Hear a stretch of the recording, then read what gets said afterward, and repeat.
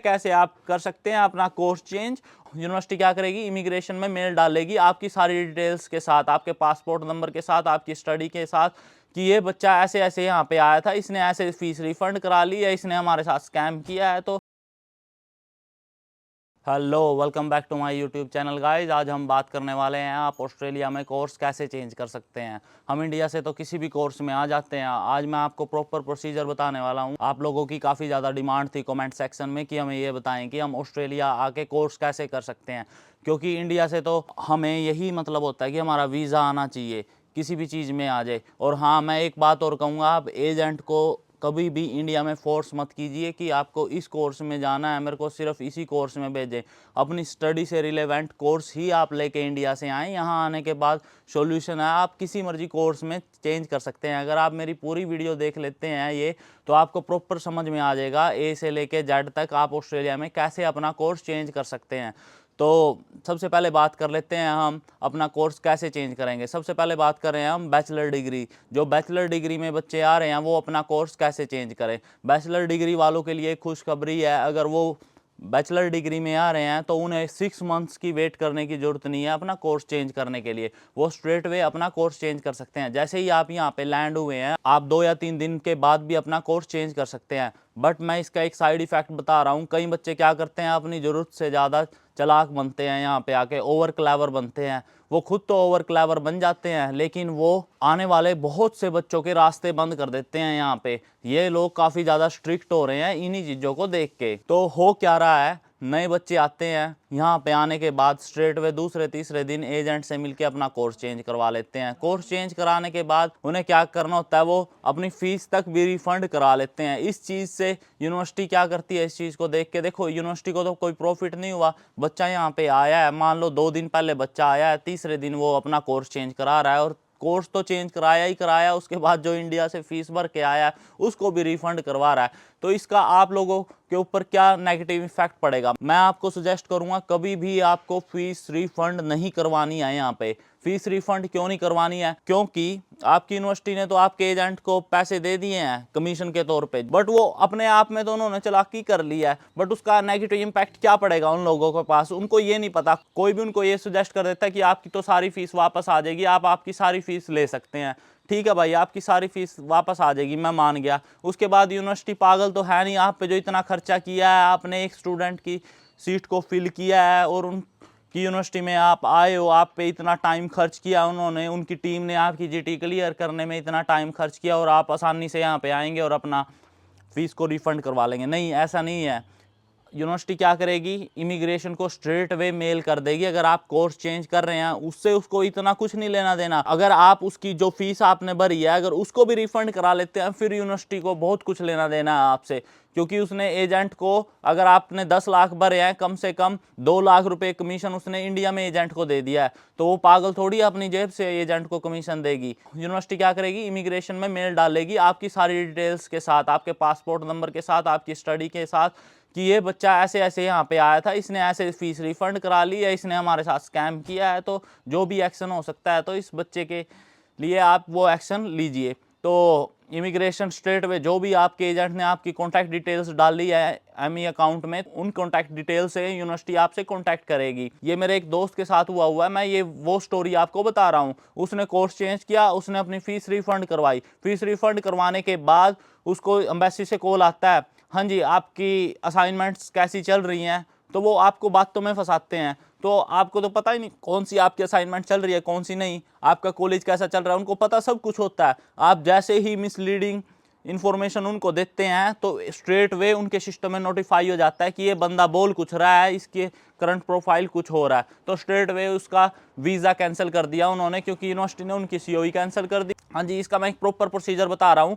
अगर आप बैचलर में यहाँ पे आ रहे हैं, तो आप कोर्स चेंज कर सकते हैं, कोई दिक्कत नहीं है। मेरे को पता है, हम किसी भी कोर्स में एजेंट हमें इंडिया से भेज देता है, बट भेजने के बाद हमें क्या करना है, फीस को रिफंड नहीं करवाना है, यूनिवर्सिटी को नहीं चिढ़ाना है। अगर बिल्ली की पूंछ पे पैर रखोगे, बिल्ली आपको काटेगी काटेगी। बिल्ली से साइड में से होके चलो, तभी एक सेफ रास्ता निकलेगा आप लोगों के लिए।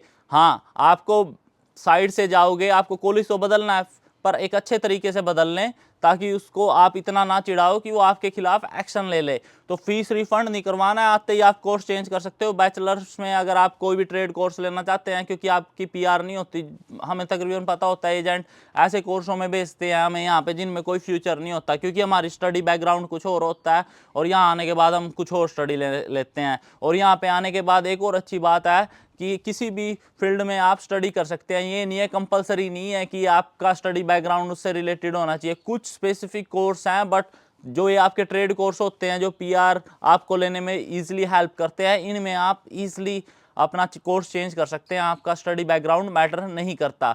तो इसका प्रॉपर प्रोसीजर यही है। अगर बैचलर्स में आप आ रहे हैं, फीस को कभी भी रिफंड ना करवाएं, आते ही कोर्स चेंज कर सकते हैं आप बैचलर्स में, और अपना पीआर के पाथवे पे आप पहले दिन से ही चल सकते हैं। पर फीस को रिफंड ना करवाएं, मैं आपको फिर से सजेस्ट कर रहा हूं।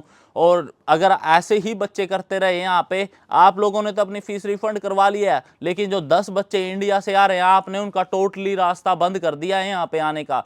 क्योंकि अभी रिसेंटली इन्होंने क्या कहा है, कुछ यूनिवर्सिटियां, मैं कह रहा हूं ऑस्ट्रेलिया की 30 to 40% यूनिवर्सिटियों ने ये कह दिया है, हमें हरियाणा, पंजाब, चंडीगढ़, उत्तर प्रदेश, इन स्टेटों के बच्चे चाहिए ही चाहिए नहीं, हमें इनको एडमिशन देना ही देना नहीं।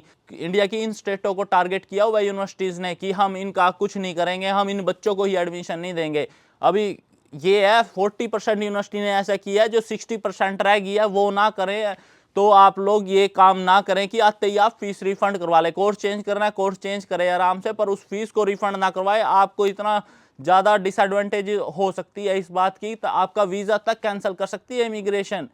अभी आपकी यूनिवर्सिटी ने क्या फॉल्ट कर दिया, आपने तो फीस रिफंड ले ली और आपके एजेंट को उसने 2 लाख दे दिया। आपके एजेंट तो अब 2 लाख देने से रहा उसको, तो वो अपने घर से थोड़ी भरेगी। तो वो पॉलिसी ऐसी बनाएगी कि आने वाले बच्चों को इससे दिक्कतें हों। तो आप ऐसा कोई भी स्टेप ना करें। अब बात कर लेते हैं हम मास्टर्स कोर्स की। मास्टर कोर्स में कैसे आप कोर्स को चेंज करें। अब मास्टर कोर्स में कई बच्चे होते हैं, उनको ट्रेड कोर्स लेना होता है, बट उनका लेवल डाउन आ रहा है मास्टर से, जब वो ट्रेड कोर्स ले रहे हैं, तो वो लोग कैसे करें। आपको घबराने की जरूरत नहीं है, इसका भी सॉल्यूशन है। मास्टर कोर्स में आगे हैं, ये नहीं है कि आप मास्टर कोर्स में है तो आप मास्टर कोर्स में ही स्टडी करेंगे, नहीं। उसका सॉल्यूशन ये है, आप जैसे ही मास्टर कोर्स में यहाँ पे आ जाते हैं, तो आपको कोर्स चेंज करना है, ट्रेड कोर्स करना है। जैसे आजकल ट्रेड कोर्स ट्रेंडिंग में है, 3 से 4 साल में आप ट्रेड कोर्स ले, कोई भी कुकरी, ऑटोमोटिव, इलेक्ट्रिशियन का डिप्लोमा, इन कोर्सों को लेके आप 3 से 4 साल में ऑस्ट्रेलिया में पीआर हो सकते हैं। पर मास्टर कोर्स में ये है, जितने बड़े कोर्स में आप पाओगे उसकी उतनी ही ज़्यादा रिक्वायरमेंट आपकी बढ़ जाएगी।